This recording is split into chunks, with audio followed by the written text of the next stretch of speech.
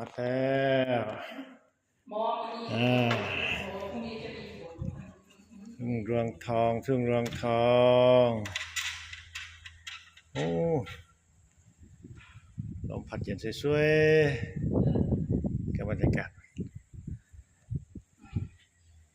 ทุ่งนาช่วงเข้าสู่กลางเดือนพฤศจิกายนเป็นช่วงเก็บเกี่ยวผลผลิตข้าวนาปีถึงเวลาที่เก็บเกี่ยวในฤดูกาลเก็บเกี่ยวปี68แล้วดีใจที่มาฮอดบ้านอย่างปลอดภัยยังสิทธิ์คุ้มครองเรามีพ่อแม่คุ้มครอง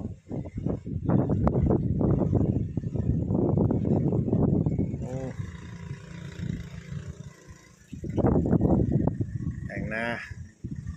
ของใหญ่อ้วนเกี่ยวแล้วอ่ะ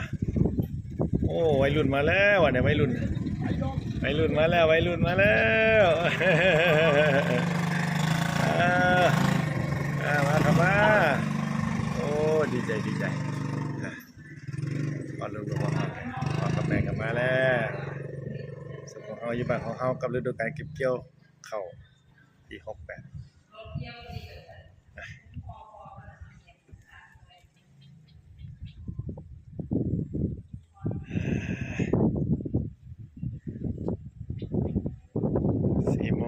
โมงแล้ว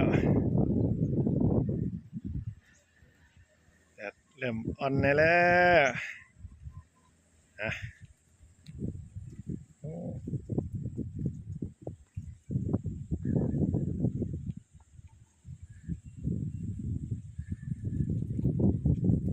ค่อยค่